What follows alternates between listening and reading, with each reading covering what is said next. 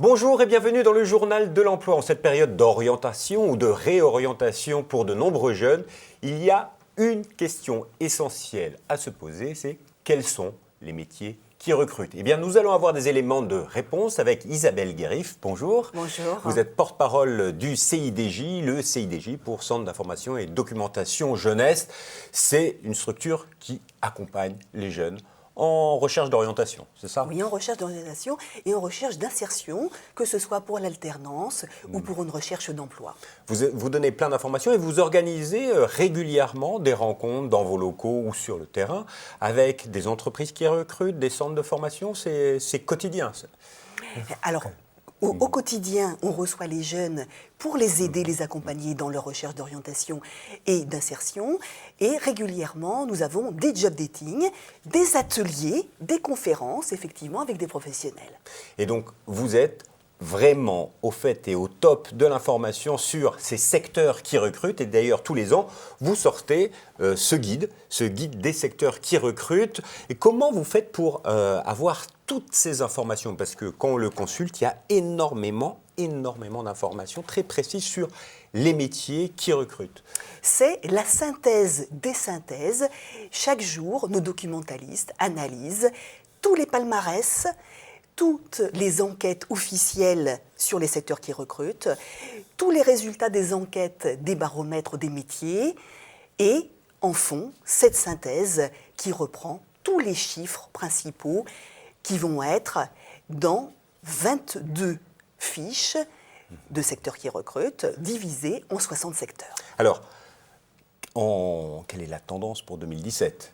Qu'est-ce que vous avez trouvé comme grande information? Oui. Donc on va dire que la grande tendance, c'est l'économie sociale et solidaire, puisque l'économie sociale et solidaire, les entreprises disent qu'elles vont recruter 112 000 personnes en 2017. Et ce, à tout niveau de formation. Sinon, par niveau de formation, ce ne sont pas tout à fait les mêmes secteurs qui recrutent. Pour les jeunes qui sont peu diplômés, bien sûr, il y a la sécurité avec les attentats, défense-sécurité, vente, restauration. Il y a quand même pas mal d'emplois pour des jeunes Oui. sans qualification, donc c'est une bonne nouvelle. Oui, puisque 60% des personnes qui travaillent dans la restauration sont sans diplôme. Donc il reste des pans entiers de l'économie qui recrutent sans diplôme ou à faible qualification. Mais bon, faible qualification, on dit souvent faible salaire. Par contre, quand on a un bac plus 2, bac plus 3, quels sont les secteurs qui recrutent? Alors, outre l'économie sociale et solidaire, il y a l'informatique numérique, car évidemment c'est un secteur qui bouge énormément avec les développements technologiques, l'industrie, le commerce et également la chimie et la pharmacie. Donc ça, c'est des secteurs qui recrutent dès le bac plus 2, bac plus 3. Les techniciens qualifiés sont extrêmement recherchés, là, en ce moment, dans de nombreux secteurs. Et est-ce que les bac plus 5 sont également recherchés? Parce que Oui. quand on se réoriente ou qu'on s'oriente dans ses études, on se dit quel diplôme je vais aller chercher. Donc, beaucoup d'opportunités en bac plus 5, en particulier pour les ingénieurs, quel que soit le secteur. Donc, l'économie sociale et solidaire, là, recrute énormément, et correspond à la volonté de beaucoup de jeunes qui ont envie d'être utiles à la société.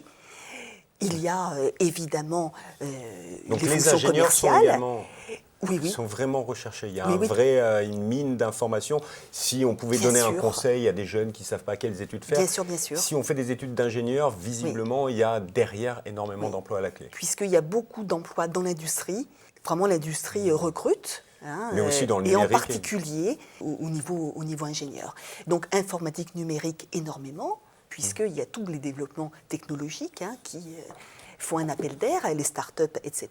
Mais finalement, c'est que des bonnes nouvelles. Visiblement, le marché de l'emploi se porte plutôt mieux, à vous entendre.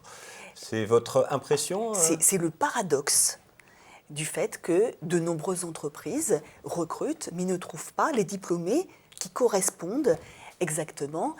Voilà pourquoi il est très important, dans ces choix d'orientation, de pouvoir s'informer très largement sur les choix de métier et de prendre en compte déjà la prospective, puisque nous savons déjà à l'aube 2025, quels vont être les secteurs qui vont recruter.